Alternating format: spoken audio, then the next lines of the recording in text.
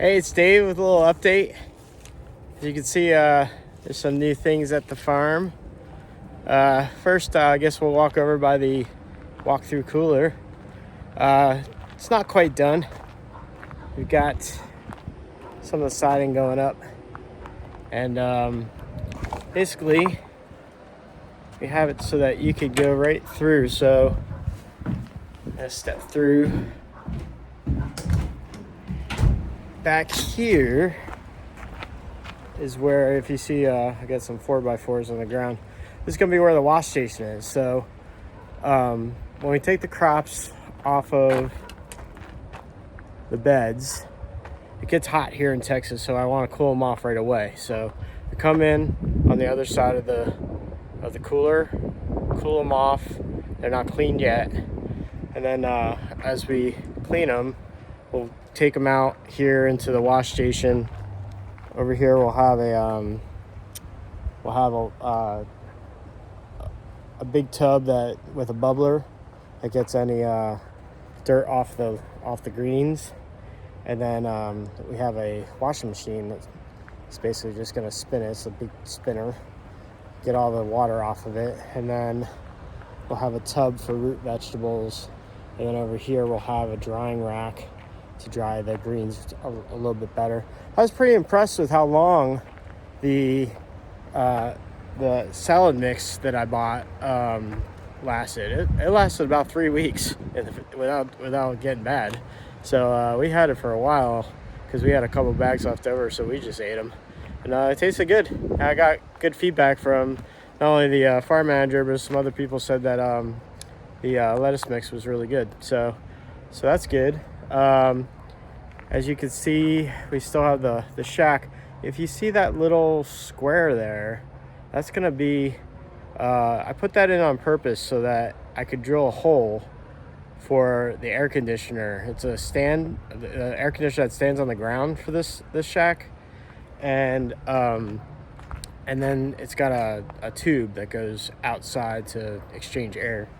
And if you look on the side of the cooler, you'll see the window. That window isn't really a window. That's for the cooler, which is a window AC unit. So the window AC unit works with a thing called a CoolBot. If you haven't heard about this, it's very cool. It overrides the thermostat in an AC. It allows you to cool things off a lot cooler than you would when a thermostat normally would shut off. So that way you can actually create a cooler without having a refrigerant type system. You just use an AC. And then over here, you see the first field block, George, is in full production. Although I'm killing off the arugula because it started to bolt, it started to go to seed. So I'm just gonna replant that row with probably carrots, I think, next. So I'm using tarps to just kill everything, so make it nice and clean, and we won't have to pull out the roots, and it'll help the soil and the microbes. So we got all the cabbages in. They're really starting to take off. Other than at the end there, where we have squirrel issue, I found squirrel just sitting there having a nice lunch. He was just eating all the leaves, and he ate almost all the spinach that's over there, so I don't think we're going to get much of the spinach either. So I got to figure out the squirrel issue. There's some things you can do as far as squirrel stuff. All the dogs are here, apparently. All the dogs. I think Gary's coming over. There's Gary. We're going to work on more of the cooler here. But I want to show you, we got the second field block done. That's TJ, Tom Jefferson. And I planted more arugula in this first row. If you notice, this first row is a little shorter. That's because we have, the electric line there and the water here. So that first bed's a little bit shorter. No big deal. But the rest of them are another 50 feet. 30-inch beds with 18-inch walkways, just like before. And if you see, I've actually got a trellis started. These are 7-foot T-posts They're banged in the ground about a foot or so until, you know, the anchor's in. I don't want to go too far because they're hard to get out. If anyone's ever tried to pull a T-post out of the ground, you know what I'm talking about. But on top you have, I think it's 1.5 or 1.25 T, PVC T's, and then that's 1/2 inch conduit that are just connected together with little connectors. And so I'm going to plant tomatoes there. That's going to be the first row of heirloom tomatoes. And I'm going to use that trellis with cord to come down and tomato clips to actually run the tomatoes up that way. So that's how I'm doing tomatoes. If anyone I had some questions on that. So yeah, we just got this done. I haven't even smoothed out some of these yet. All of our compost and wood chips are gone. I'm gonna have to buy more because over there we're gonna have another field block. Haven't decided which to name that one yet, but that's gonna be a permanent field block for perennials, things like asparagus, parsley usually can other herbs that last every year, rosemary. You can grow rosemary as a bush down here. People do it as ornamentals here in Texas. It'll last. It won't die at all. You could do oregano. That usually lasts a few years. Sage, things like that. So we need a place for perennials because these beds are just for turning over, high intensity production.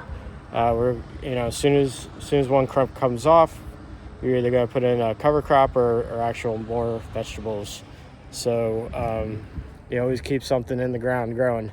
Speaking of growing, in the greenhouse, we have some peppers. We got more tomatoes. If you look over here near the greenhouse on the ground there, see there?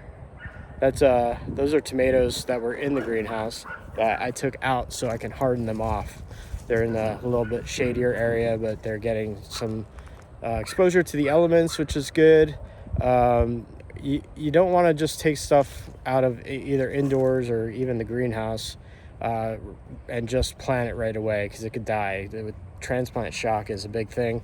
You want to make sure that it gets a little bit acclimated, so you bring it outside for a few hours each day, then you increase that until you go ahead and plant it. But we have eggplant and we have peppers, a bunch of different kinds of peppers. Down here, peppers grow really well, especially hot peppers. But we have some bell peppers coming up. We have basil coming up. We have some green onions coming up over here. We have more lettuce. A couple more tomatoes, as you can see. These tomatoes here are kind of an experiment. There's a variety called Big Dina that actually grows good in a hoop house. So I couldn't find Big Dina seeds that well anywhere, so I found this fly-by-night company that was selling them, and I said, I'll buy them and see what happens. Not all of them come up. I planted some more, and a few more came up, so I'll throw a few in there and see how they do. I've heard they're really good hoop house tomatoes, so I wanted to try them. But we have tomatillos. We have Hungarian hot wax peppers. We have some cherry peppers. We have two kinds of eggplant, a regular black eggplant called Negral, and a purple eggplant called Rosa Bianca, which I've grown in the past and I really like. We have jalapenos, and we have some habaneros, and we have some lunchbox peppers, which are smaller Italian style, but they taste like a bell pepper, but they're smaller. They look really pretty because they come in a couple different colors, and you can put them in a little box and sell them that way as a box. And then we have poblanos, which I love. And that's pretty much all that's growing in here right now. I'm going to start some new things, maybe okra and a few other things soon. But I just want to give you an update of what's going on and how we're doing here at the farm. So hopefully next week I'll be selling again. And then once that happens, hopefully I can keep selling. But yeah, if you see stuff is still a little bit small after the freeze, and hopefully we got some product that we can cut and then keep cutting and not have to. That's been my biggest problem so far, honestly, is figuring out how much I need for each farmer's market, and then having enough product to sell and not sell out of, or not having too much of something and cutting it and then having leftovers. So that's going to be the hardest part for me so far, and that's just going to take time to get used to. Anyway, that's it. And got any questions or comments? I'd love to hear from you. So just leave them in the comment section here on YouTube, and I will get back to you. Thanks. Bye. So one of the ways we're building soil on the Texas Freedom Farm is we're trying not to disturb the ground as much as possible. So what we don't want to do is till the ground too much. But if you look, you'll see little tine marks.